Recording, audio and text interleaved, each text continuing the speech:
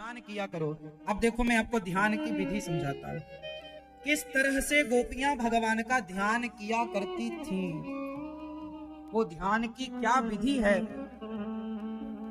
आप सुनना चाहेंगे? चलो आपको मैं वो परंपरा बताता हूँ, वो विधान बताता हूँ जिस विधान को गोपियां फॉलो करती हैं। गोपियां कहती हैं कृष्ण हमसे दूर नहीं है। अच्छा, आप में से कितने लोगों ने भगवान को नहीं देखा? आप में से कितने लोगों ने भगवान को नहीं देखा? आपने भगवान को देखा? जिसने नहीं देखा वो हाथ उठाए। आप लोगों ने भगवान को नहीं देखा? हाँ या ना? हाथ उठाओ जिसने नहीं देखा। एक बार और हाथ उठा के कंफर्म कराओ। आप लोगों ने भगवान को नहीं देखा? तो बिहारी जी कौन है? कौन है? भगवान। भगवान है वो, भगवान नहीं है। तो अभी तो आपने कहा तो हमने भगवान को नहीं देखा। मूर्ति है, मूर्ति है, मूर्ति।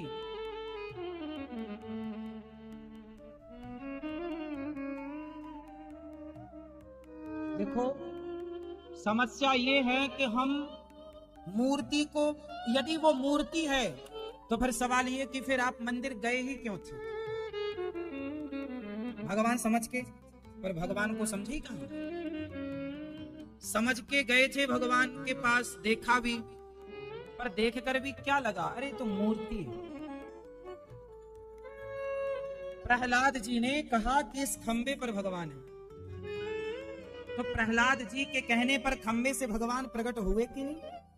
भगवान मंदिर में नहीं होता, भगवान मूर्तियों में नहीं होते, भगवान होते हैं तो भक्त के विश्वास में होते हैं। यदि विश्वास है तो मानो तो मैं गंगा मां हूं, और ना मानो तो बहता। तो बिहारी जी जो है वो प्रत्यक्ष भगवान हैं, मूर्ति के रूप में नहीं। उन्हें साक्षात भगवान के रूप में देखना चाहिए। भावना, भगवान ना भाव से मिलते हैं। मैं आपको अभी भगवान का दर्शन करा सकता हूं। अभी तो आपने मूर्ति में देखे होंगे, मैं अभी आपको प्रत्यक्ष दर्शन करा सकता हूं, और अभी मैं कराऊंगा आपको। अभी मैं आपको कराने जा रहा हूं। भगवान का मिलना कठिन नहीं है मेरी मां, भगवान को स्वीकार करना कठिन है। भगवान श्री कृष्ण तो दुर्योधन को कई बार मिले, भगवान श्री कृष्ण तो दुर्योधन को कई बार मिले, क्या वो पहचान पाया? बोलो, क्या श्री कृष्ण को दुर्योधन पहचान सका? क्या राम को रावण पहचान सका? राम को विभीषण तो पहचान गए, कृष्ण को अर्जुन तो पहचान गए, पर कृष्ण को दुर्योधन नहीं पहचान सका। विडंबना ये है कि कृष्ण तो हमारे सामने है, पर हम अर्जुन नहीं बन पा रहे हैं, हम विभीषण नहीं बन पा रहे हैं, हम प्रहलाद नहीं बन पा रहे हैं। इसलिए सामने होने पर भी हम उन्हें भगवान के रूप में स्वीकार नहीं कर पाते। हम भगवान को भी मूर्ति के रूप में स्वीकार करते हैं। भगवान मेरी मां, ये भगवान भाव से है। ये मूर्ति तो धातु की है, लेकिन इस धातु में जो हमारे भावना, भगवान किस कहां है? भगवान एक भाव का विषय। समझो, दही में मक्खन है या नहीं? हाँ या ना? तो क्या दही में मक्खन है तो क्या दिखाई पड़ता है? तो नहीं दिखता। तो क्या यह सिद्ध हो गया कि नहीं जी मक्खन तो दिखा नहीं, इसलिए मक्खन नहीं है? दही में मक्खन है या नहीं? हाँ या ना? है। तो देखने के लिए क्या करना पड़ेगा? जोर से मंथन। बिना मथे क्या प्रकट होगा मक्खन? जब बिना मथे दही से मक्खन प्रकट नहीं होता, तो बिना भक्ति किए, बिना उस प्रेम तक पहुंचे भगवान कैसे प्रकट होंगे मेरी मां? भगवान तो है, परंतु दही में मक्खन तो है, पर प्रकट करना आया नहीं। प्रकट करने की विधि होनी चाहिए ना पता। अब विधि तो पता नहीं, तो कैसे प्रकट कर लेंगे? तो विधि का पता होना आवश्यक है। इसलिए भगवान प्रेम का विषय। अच्छा, एक छोटी सी बात से मैं आपको समझाऊं, छोटी सी बात आप समझिए। एक बात बताइए, कृष्ण क्या है? कृष्ण एक भाषा है। भक्ति क्या है? भक्ति एक भाषा है। अब जरा बताओ, क्या आप लोग उर्दू का अखबार पढ़ लेते हैं? नहीं, क्योंकि आपको उर्दू नहीं आती। क्या आप इंग्लिश का अखबार पढ़ लेते हैं? हाँ, क्यों? क्योंकि आपको इंग्लिश आती है। आप हिंदी का अखबार पढ़ लेते हैं? हाँ, क्योंकि आपको हिंदी। यदि हमारे सामने अखबार है और हमें वो भाषा नहीं आती जिस भाषा में अखबार है, तो हमें पहले क्या करना चाहिए? अखबार पढ़ना चाहिए कि उस भाषा को पढ़ना चाहिए? जोर से। पहले अखबार पढ़ें कि अखबार में जो भाषा लिखी वो भाषा पढ़ें? क्या पढ़ें पहले? पहले भाषा पढ़ो। यदि आप इंग्लिश का अखबार पढ़ना चाहते हैं तो भाई साहब पहले इंग्लिश भाषा पढ़ो। हिंदी पढ़ना चाहते हैं पहले हिंदी भाषा का सोचिए कि अखबार पढ़ने के पहले उस भाषा का ज्ञान होना चाहिए। उसी तरह कृष्ण तो अखबार है, कृष्ण तो अखबार है, और उस कृष्ण रूपी अखबार को पढ़ने के लिए भक्ति की भाषा होनी चाहिए। पहले भक्ति की भाषा तो पढ़ लो। क्या भक्ति की भाषा आप लोगों को आती है? जब आती होगी तो बिल्कुल, कहते ना कि खग जाने खग ही की भाषा, खग जाने खग ही की भाषा। डॉक्टरों की भाषा डॉक्टर जानते हैं, एडवोकेट की भाषा एडवोकेट जानता है, इंजीनियर की भाषा इंजीनियर जानता है, पंडित की भाषा पंडित जानता है, व्यापारी की भाषा व्यापारी जानता है। तो भगवान की भाषा, भक्ति की भाषा भक्त ही जान सकता है। ये ईश्वर को जानने के लिए पहले भक्ति की भाषा आनी चाहिए। पहले भक्ति तो आए। अब भक्ति आएगी तब तो बिहारी जी में भगवान दिखेंगे, और यदि भक्ति प्रेम अंदर नहीं है तो बिहारी जी के मंदिर में भी पत्थर ही नजर आएगा। मंदिर में यदि पत्थर नजर आया, मूर्ति नजर आई, तो दोष मूर्ति का नहीं है। दुर्योधन को कृष्ण में ग्वाला नजर आया। कृष्ण को दुर्योधन क्या कहता था? ये तो ग्वाला है, गाय चराने वाला। यदि कृष्ण में दुर्योधन को ग्वाला नजर आया, इसमें कृष्ण का दोष नहीं था, इसमें दुर्योधन की नजर का और उसके नजरिए का दोष था। हाँ या ना? तो आपको बिहारी जी के मंदिर में भगवान नजर नहीं आए, इसमें बिहारी जी का दोष नहीं, आपकी आंखों का, आपके नजरिए का ही दोष है। वो नजरिया अभी ठीक करने की आवश्यकता है। एक बात बताओ, यदि हमें एक बेटा बोला पिता से, पिताजी हमें तो सब लाल लाल देखना है, आप पूरे घर को लाल कलर से पुतवाओ, माँ को लाल करो, आप भी लाल हो, आकाश को लाल करो, पानी को लाल करो, सब लाल, हमें तो लाल रंग पसंद है। तो क्या सबको लाल करना संभव था? हाँ या ना? हाँ या ना? जोर से हाँ या ना? हाँ हाँ हाँ, संभव है। कैसे? बाप ने 5 रुपए का चश्मा खरीदा लाल कलर का, उसकी आंखों में लगाया, अब वो जिसे देख रहा है सब लाल। पिता ने 5 रुपए का चश्मा खरीदा और अब वो जिसे देख रहा है सब लाल। बस मेरी माँ, वो भक्ति का चश्मा लगाना है आपको, फिर तो जहां देखोगे वहां कृष्ण, वहां कृष्ण। लाली तेरे लाल की जित देखूं तित लाल, और लाली देखन में गई मैं भी हो गई। बस वो भक्ति का चश्मा चाहिए। कमी कहां है साहब? वो भक्ति का चश्मा कहां मिलेगा? बहुत काल कीन्हे सत्संगा। जब बहुत सत्संग करेंगे तब धीरे धीरे भक्ति का रंग चढ़ेगा। शहद इकट्ठा करती है मधुमक्खी, तो बताओ क्या एक पुष्प से ही सारी शहद इकट्ठी कर लेती है? बोलो। मधुमक्खी जब शहद को इकट्ठा करती है तो कितने पुष्पों पर जाकर बैठती है? क्या एक पुष्प से सारी शहद मिल जाती है? सैकड़ों पुष्पों में जाती है, सैकड़ों पुष्पों पर जाकर बैठती है, तब जाकर के इतनी सी शहद इकट्ठी होती है। जब सैकड़ों कथाएं सुन लेंगे, सैकड़ों दिन तक कथाएं सुनेंगे, सैकड़ों दिन तक मन को ना चाह कर भी लगाएंगे, तब कुछ भक्ति की शहद इकट्ठी हो सकेगी, तब कुछ प्रेम अंदर घुस सकेगा। अब आप तो देखो जी, चाहते हैं कि हम तो बस 4 दिन सत्संग करें और भगवान मिले। हाँ मिलते हैं, पर थोड़ा धैर्य। मीरा को समय लगा, मिले कि नहीं? शबरी का लड़कपन जवानी बीती, समय लगा। भगवान का इंतजार करना पड़ता है, भगवान के लिए रोना पड़ता है। कन्हैया को एक रोज रो कर पुकारा। भगवान के लिए रोइए, जब रोएंगे तब जाकर के चित्त शुद्ध होगा। और शुद्ध जैसे पानी से कपड़ा साफ होता है, उसी तरह रोने से जब आपकी आंखों से आंसू गिरते हैं तो भगवान के लिए रोने से चित्त की शुद्धि होती है। जब तक रोएंगे नहीं तब तक चित्त की शुद्धि नहीं होती। इसलिए कितने भी जितने भक्त हैं सबका इतिहास उठाकर देखिए, सब रो रो करके पुकारा करते थे।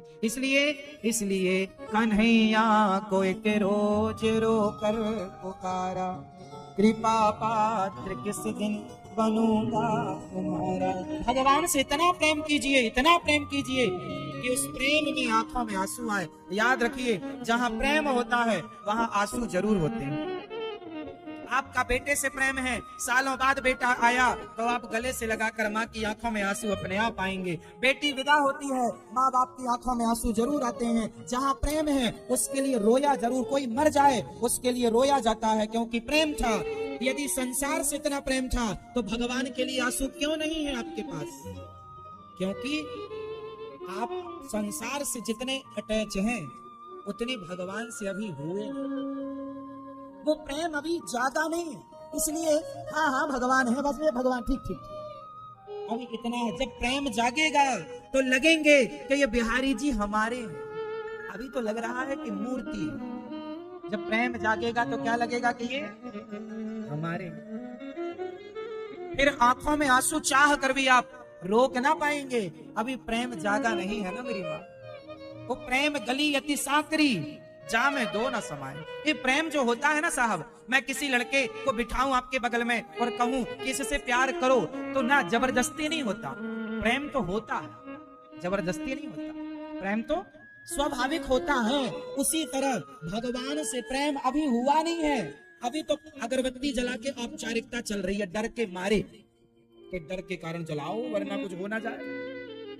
अभी रियल वाला प्रेम जागेगा तो जिस दिन प्रेम जागेगा उस दिन कृष्ण और आप दो नहीं होंगे, फिर दोनों मिलकर एक हो जाएंगे। आम जब पकता है तो पेड़ से छुड़ाना नहीं पड़ता, अपने आप छूट जाता, पका आम गिर जाता। उसी तरह जिस दिन आपकी भक्ति पकेगी उस दिन संसार छोड़ना नहीं पड़ेगा, प्रेम को बढ़ाना नहीं पड़ेगा, अपने आप संसार छोड़ जाएगा और प्रेम उच्च कोटि का होगा। इतना शुद्ध प्रेम हो जाएगा कि वो प्रेम ही आपको ईश्वर तक पहुंचा देगा। आंसू बहाना जरूरी क्यों है? एक बात बताओ, आपको कोई बीमारी हो जाए तो डॉक्टर सबसे पहले आपका खून लेता है, ब्लड सैंपल लेता है, हाँ या ना? और खून की बूंदों से आपके शरीर की प्रत्येक बीमारी का पता डॉक्टर लगा लेता है, हाँ या ना? जब डॉक्टर आपके खून की एक बूंद से सारी बीमारियों का पता लगा लिया तो आंखों की बूंद से, आंखों के जल से क्या भगवान ये पता नहीं लगा लेंगे कि मेरा भक्त कितना प्रेम करता है? आंखों की उस एक बूंद जल से भगवान सारा पता लगा लेंगे कि भक्त की भक्ति किस स्थिति की है।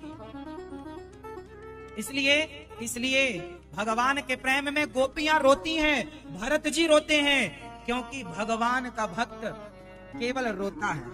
अब आप कहेंगे केवल रोता? हाँ, छोटा सा बच्चा जब अपनी माँ से कुछ मांगता है और माँ नहीं दिलाती तो बच्चे के पास क्या ऑप्शन है? बोलो, केवल रोना। और जब रोता है तो माँ को हर जिद पूरी करनी पड़ती है कि नहीं? हाँ, बिना रोए बच्चे को खिलौना नहीं मिलता 20 रुपए का, तो तुम्हें बिना रोए भला भगवान कैसे मिल जाएंगे? इसलिए एकांत में बैठकर उस परमात्मा की याद में रोया करो। और रोने की स्थिति तक कभी आप पहुंचे नहीं, इसके लिए सत्संग करना पड़ेगा, प्रेम को जगाना पड़ेगा। फोड़ा हो जाए तो डॉक्टर के पास आप जाते हैं ना, तो वो फोड़े का इलाज नहीं करता, पहले फोड़े को पकाने की दवाई देता। पहले और पकने दो, पक जाएगा पूरा, एक चीरा मारेंगे ठीक हो जाएगा।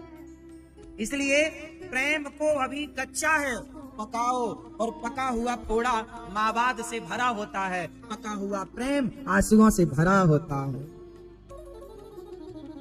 पका हुआ प्रेम किससे भरा है? इसलिए मीराबाई रोई, सूरदास जी रोए, कबीरदास जी रोए, सबको एकांत में बैठ कर केवल रोना। गोपियां किस तरह से, आज मैंने अभी आपको कहा कि मैं आपको भगवान का दर्शन कराऊंगा, रेडी हो जाइए, सब लोग अपनी आंखों को बंद कीजिए और एक छोटी सी कल्पना कीजिए, इमेजिन कीजिए, एक ऐसा भाव बनाइए कि आप भगवान के पास हैं। सभी लोग अपनी आंखों को बंद कीजिए, रीढ़ की हड्डी सीधी कीजिए और सब लोग भाव बनाइए। सब लोग भाव बनाएंगे कि हम भगवान का दर्शन कर रहे हैं। सबसे पहले हम गिरिराज जी चलते हैं और गिरिराज जी की परिक्रमा लगाते हैं। सब लोग देखिए, इसमें कोई खर्चा नहीं है, लेकिन आपको केवल भाव, आप अपने मन को गिरिराज जी ले जाइए। चलिए सब लोग भाव बनाइए, इमेजिन कीजिए, कल्पना कीजिए कि आप गिरिराज जी की परिक्रमा लगा रहे हैं। सब लोग लगाओ, परिक्रमा लगा रहे हैं और भाव बनाओ कि हम परिक्रमा लगाते हुए प्रेम पूर्वक कीर्तन कर रहे हैं। परिक्रमा लग रही है और प्रेम से कीर्तन चल रहा है। गिरिराज जी का पावन दर्शन, परिक्रमा लग रही है और कीर्तन पर उठाया।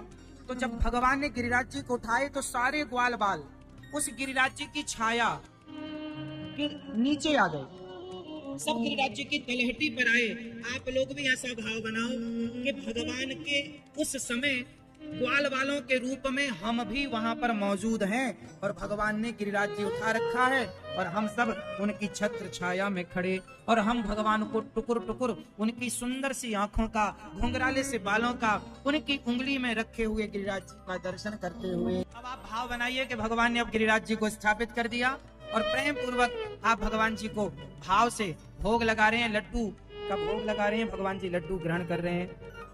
भगवान जी को भोग लगाकर अब आप भाव ऐसा बनाइए कि भगवान, अब हम सब लोग ऐसा भाव बनाएं कि हम बैकुंठ पहुंच गए, जहां लक्ष्मी जी भगवान के चरण सेवा कर रही हैं। क्षीर सागर पर भगवान नारायण शेष सैया पर विराजे हैं और आप सब लोग ऐसा भाव बनाइए कि जैसे भगवान नारायण के चरण लक्ष्मी जी दबा रही हैं, एक पांव को लक्ष्मी जी दबा रही हैं और दूसरा पांव हम और आप दबा रहे हैं। सब लोग ऐसा भाव बनाइए कि भगवान के दूसरे चरण की सेवा हम सब कर रहे हैं। ऐसा भाव बनाइए कि आप भगवान के चरण सेवा कर रहे हैं। एक तरफ लक्ष्मी जी और एक तरफ आप अपनी गोद में भगवान के चरणों को रखे हैं। आप भगवान के चरण दबा रहे हैं, श्रीमन नारायण के, लक्ष्मी जी का दर्शन कर रहे हैं, प्रभु का दर्शन, और अब भगवान की आप परिक्रमा लगा रहे हैं। बैकुंठ में ही लक्ष्मी नारायण भगवान की आप ऐसा भाव बनाइए कि हम भगवान की परिक्रमा लगा रहे हैं।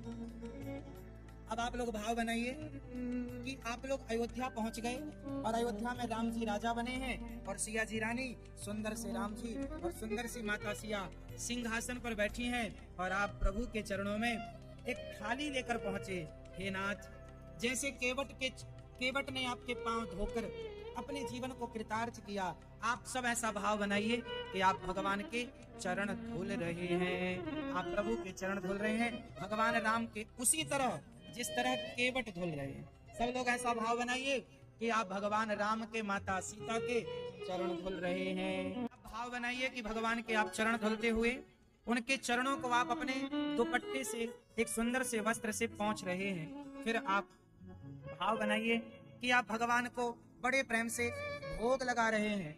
लड्डू का, रसमलाई का सुंदर सा आपने अपने हाथ से दाल, चावल, सब्जी, रोटी, खीर, पूड़ी, मालपुआ, पकौड़ी सब आपने बनाया अपने हाथ से। भाव बनाइए कि हमने सब रसोई तैयार की, तुलसी का पत्ता डाला और भगवान राम जो कि सिंहासन पर बैठे मुस्कुरा रहे, वो राम जी के सुंदर से घुंघराले से बाल हैं, सुंदर सा मुकुट पहने हुए हैं, सुंदर सी आंखें हैं, सुंदर से गाल, सुंदर से गले में माला, सुंदर से बड़े बड़े प्रभु के हाथ, भगवान के प्रत्येक अंग का दर्शन, भगवान के सुंदर से चरण आप देख रहे हैं और भगवान के चरणों का दर्शन कर रहे हैं। इसके बाद आप भाव बनाइए कि आप भगवान को सबसे पहले आप खीर का भोग लगा रहे हैं। भगवान को अपने हाथ से खीर खिलाइए, खीर खिलाइए। ऐसा भाव बनाइए कि आप भगवान को अब खीर खिला रहे हैं। अब भाव बनाइए कि आप भगवान को अपने हाथ से सुंदर सुंदर पकौड़ी खिला रहे हैं भगवान को, अपने हाथ से बने हुए जो भी चीजें आपने बनाई, आप हलवा खिला रहे हैं, आप पराठे खिला रहे हैं, आप रोटी, जो भी है आप अपने भाव से भोग लगाइए। ऐसा भाव बनाइए कि राम जी हमारे हाथ से खा रहे हैं और आप उनका टुकुर टुकुर दर्शन कर रहे हैं। अब भाव बनाइए कि प्रभु ने खा लिया, अब आप थोड़ा सा जल पिलाकर भगवान का मुंह पोंछ रहे हैं। अब आप भाव बनाइए कि बढ़िया सुंदर सी आरती लेकर आप भगवान की आरती उतार रहे हैं। सब लोग भगवान की ऐसा भाव बनाइए कि हम भगवान जी की आरती उतार रहे हैं। अब आरती उतार कर अब हाथ जोड़िए और हाथ जोड़कर सब लोग हाथ जोड़िए और हाथ जोड़कर ऐसा भाव बनाइए कि आप भगवान राम से, प्रभु आपके भगवान आपके सामने हैं और कह दीजिए जो कहना है। सब लोग कहिए कि हे प्रभु, हम पापी हैं, अधम हैं, नीच हैं, पर जैसे हैं ना, हे प्रभु हम आपके हैं। हे नाथ, संसार हमें भले स्वीकार ना करे, पर हे नाथ आप स्वीकार कीजिए। हे रघुनंदन, हे पतित पावन, हे दीन बंधु, हे करुणा निधान, हे भक्त वत्सल, हे श्याम सुंदर, हे प्रभु,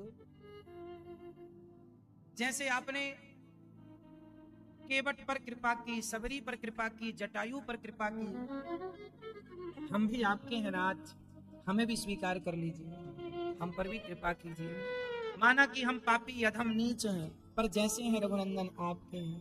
हे प्रभु हमें स्वीकार कीजिए। सभी बोलिए, श्रीमन्नारायण चरणौ शरणम प्रपद्ये, श्रीमते नारायणाय नमः। हे नाथ, हम अपने आप को आपके श्री चरणों में समर्पित करते हैं। हे नाथ हमें स्वीकार कीजिए। हरि शरणम, हरि शरणम, हरि शरणम।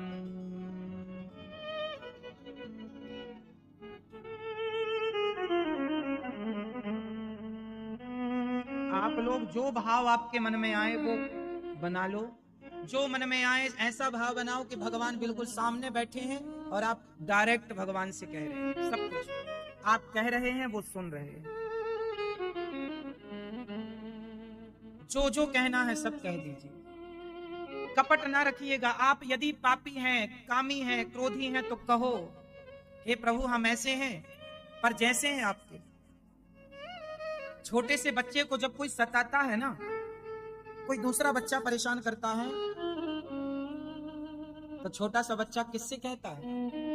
अपनी माँ, माँ मुझे ये परेशान करता है। उसी तरह आपको काम, क्रोध, लोभ, अभिमान, कोई भी बुराई परेशान कर रही है तो कह दो अपने राम से, अपने श्याम सुंदर से, प्रभु ये परेशान बहुत करता है काम, क्रोध। हम काम क्रोध को कंट्रोल नहीं कर सकते, पर आप कृपा की दृष्टि डालेंगे तो ये कंट्रोल हो जाएगा। ऐसी प्रार्थना सब करो भगवान से। अब धीरे धीरे आप अपनी आंखें खोल सकते हैं, उस राम की छवि को अपने हृदय में बसाते हुए। जो जिन राम का, जिस परमात्मा का भी आपने पूजन किया, ध्यान किया, उन्हें जाने मत दो, अपने हृदय में कैद कर लो। अपने हे प्रभु, हे रघुनंदन, हे श्याम सुंदर, ऐसा भाव बनाओ कि लक्ष्मी नारायण हमारे हृदय में है, श्याम सुंदर हमारे हृदय में है, हमारे राम हमारे हृदय में है, हमारे हृदय से दूर नहीं है, वो हमारे अंदर है, हमारे भीतर बैठे। बिठा लो उस छवि को अपने भीतर और धीरे धीरे अब आप आंखें खोल सकते हैं। देखिए, जब गाय बछड़े को जन्म देती है ना, तो बछड़ा गंदा होता है, मल मूत्र से भीगा होता है। फिर गाय क्या करती है? उसे चाटती है, और गाय चाट चाट के उस बच्चे को क्या कर देती है? शुद्ध। क्या वो बच्चा स्वयं को शुद्ध कर सकता था? उत्तर दीजिए। क्या वो गाय का बछड़ा अपने आप को साफ कर सकता था? किसने किया? गाय ने। जैसे गाय ने उसे साफ किया, ऐसे आप भगवान से कहो कि प्रभु हम आपके बछड़े हैं, बच्चे हैं, हम अपने आप को शुद्ध नहीं कर सकते, हमें कोई शुद्ध करेगा तो नाथ आप शुद्ध कर सकते हैं, हमें कोई पवित्र करेगा तो प्रभु, इसलिए अपने आप को भगवान के हवाले कर दो, सौंप दो अपने आप को। आप में से कितने लोग चले गए? सच्ची बताओ, चले गए आप? इसको रेगुलर आप अपने घर में अभ्यास करेंगे तब आप और गहराई पर जाएंगे। बड़े बड़े संत घंटों तक बैठे रहते हैं, केवल अंदर चलता रहता है यही कि भगवान के वो पास हैं, वो भगवान को भोग लगा रहे हैं, वो भगवान के संग नाच रहे हैं। ग्वाल वाल, हम जैसे ग्वाल वाल भगवान के संग चलते, हम भी अपने आप को ग्वाल वाल बना के भगवान के संग ले चले। ये भाव है, इस भाव से आप भगवान के करीब होंगे। ये रोज करने से अभ्यास होगा। पहली बार आप पत्थर फेंकेंगे ना तो कुछ दूर जाएगा, पर दूसरे दिन फेंकेंगे तो थोड़ा और दूर जाएगा, तीसरे दिन फेंकेंगे थोड़ा और। अभ्यास, प्रैक्टिस। तो एक दिन में यदि ध्यान नहीं लगा तो रेगुलर आप पूजा में बैठा करो, शांत चित्त से, आंखें बंद करो, और यही विधि है। ऐसा भाव बनाओ कि भरत जी राम जी से मिलने जा रहे हैं तो हम भी भरत जी के संग जा रहे हैं। भगवान गिरिराज जी उठाए हैं तो हम भी उस छाया पर हैं। भगवान ने ये लीला की तो हम भी, जैसे शंकर जी गोपी बनकर रास में गए, हम भी गोपी बनकर चले गए। हर लीला में अपने आप को वहां पर प्रेजेंट करना है, उपस्थिति अपनी दर्ज कराना है। ये होगा मानसिक रूप से, पहले मन ही होता। अच्छा बताओ, आर्किटेक्ट जब कोई भी घर को डिजाइन करता है या कोई भी कुछ भी डिजाइन करता है तो डायरेक्ट कंप्यूटर पर डिजाइन करता है कि पहले उसकी थीम उसके मस्तिष्क में होती है? पहले यहां होती है कि कंप्यूटर पर होती है? बोलो, उत्तर सब लोग दो। कोई भी बढ़िया आर्किटेक्ट होगा तो वो कोई भी थीम बनाएगा तो पहले थीम बनेगी कहां? यहां बनेगी, दिमाग में। फिर दिमाग की बात कागज पर उतरेगी, कंप्यूटर पर डिजाइन होगी। तो जो यहां है वही तो फिर आगे कंप्यूटर में और कागज में जाएगी, फिर वही बनेगी। तो भगवान को पहले मस्तिष्क में, पहले हृदय में, पहले भगवान को एकांत में बैठकर मन लगाओ। धीरे धीरे धीरे धीरे एक स्थिति ऐसी आएगी कि फिर आप चाह कर भी आप अपने मन को हटा ना पाओगे। और इस स्थिति तक पहुंचने के लिए अभ्यास चाहिए। फिर आप, तुलसीदास जी ने एक बात कही ना, सी राम मैं सब जग जाने, जहां देखो वहां राम। इस स्थिति से जब चलेंगे तो एक दिन वो आएगा कि आप जहां देखेंगे वहां प्रभु का दर्शन होगा। सी राम मैं सब जग जाने। संसार में रहना है पर व्यवहार करते हुए। संसार से क्या करना है? व्यवहार। पत्नी से अच्छा व्यवहार करो, पति से अच्छा व्यवहार करो, पुत्र से अच्छा व्यवहार करो, प्यार भगवान से करो। परिवार से व्यवहार, प्रभु से प्यार। दोनों चीजें अलग हैं। पत्नी को प्यार की जरूरत है कि व्यवहार की? आप ना, गलत है आपका यदि ये कहना है कि पत्नी को प्यार की जरूरत है ना। माना कि 5% ठीक है, पर पत्नी को व्यवहार की जरूरत है। उदाहरण से समझो, आप पत्नी को रोज व्यवहार में उसको रोज तारीफ करिए, अरे तुम बहुत सुंदर लगती हो, बहुत अच्छी हो, रोज आई लव यू कहिए। पत्नी की रोज तारीफ करिए, पत्नी खुश। आप कितना प्यार, आप पत्नी को बहुत प्यार कीजिए, पर पत्नी को आई लव यू मत कहिए, पत्नी की तारीफ मत करिए, पत्नी के खाने बनाने की तारीफ मत करिए, तो पत्नी को क्या लगता है आप तो हमसे प्यार ही नहीं करते। पत्नी क्या शिकायतें करती हैं अपने पति से कि आप तो हमसे प्यार ही नहीं करते, जबकि आप प्यार करते हैं, लेकिन आप अपने प्यार को प्रकट नहीं करते। इसका मतलब ये है कि आपकी पत्नी को इससे कोई फर्क नहीं पड़ता कि आप प्यार कितना करते। पत्नी को चाहिए आपका व्यवहार। आप कहते रहो समय समय पर, वाह तुम बहुत सुंदर हो, तुम्हारी जैसी पत्नी तो हमें मिल गई तो हमारे तो भाग्य खुल गए। ऐसा कह दो, फिर पत्नी तो झूम बराबर झूम शराबी, पूरी रात नाचेगी बेचारी। तारीफ करो तो सही, हाँ या ना। आप भी अपने पति को बोलते रहा करो, आप भी बुढ़ापे में कोई कम अच्छे थोड़ी लगते हैं, खूब बढ़िया है, ऐसे बोलते रहा करो। आप पति की तारीफ करते रहो, पत्नी की तारीफ करते रहो, दोनों खुश। ये व्यवहार है। ये क्या है? रिश्तों में बढ़िया पत्नी का सम्मान कीजिए। कल हमारी एक मैया बैठी है वहां, वो प्रश्नोत्तरी में कह रही थी कि हमारे पति हमारा सम्मान नहीं करते। फिर हमने पति को बोला कि आप रोज आरती उतारे करो मैया की। खुश हो गए दोनों। हाँ, आप जरा व्यवहार में ना एक दिन आरती उतार लो अपनी पत्नी की और आप अपने पति की, फूल ही ना समाएंगी मैया। हाँ, 1 किलो वजन बढ़ जाएगा। तो पत्नी हो, पति हो, पिता के साथ अच्छा व्यवहार, पिता की हर बात का पालन, पिता का सम्मान। व्यवहार संसार से करो, प्यार भगवान। अब आप लोग उल्टा करते हैं, व्यवहार तो भगवान से प्यार है, संसार से, ठीक करो इसको। पत्नी को कहां रखेंगे, दिल में कि दिमाग में? परिवार को कहां रखेंगे, दिल में कि दिमाग में? दिल में। तो फिर भगवान को कहां रखेंगे? आपने कहा परिवार को दिल में रखेंगे, पत्नी को दिल में, तो भगवान को कहां रखेंगे? बताइए, भगवान की जगह कहां है फिर? कितने दिल हैं आपके पास? कितने दिल हैं आपके पास? एक। तो एक दिल में जब पत्नी बैठी रहेगी तो भगवान बैठेंगे कहां? बैठे दिल इतनी बड़ी पत्नी बैठेगी तो टुकड़े टुकड़े नहीं हो जाएंगे? दिल के टुकड़े टुकड़े करके मुस्कुरा के चल दिए। पत्नी को, पुत्र को, परिवार को दिल में ना बिठाओ, गलती आप लोग करते हैं। दिल किसके लिए? दिल भगवान के लिए।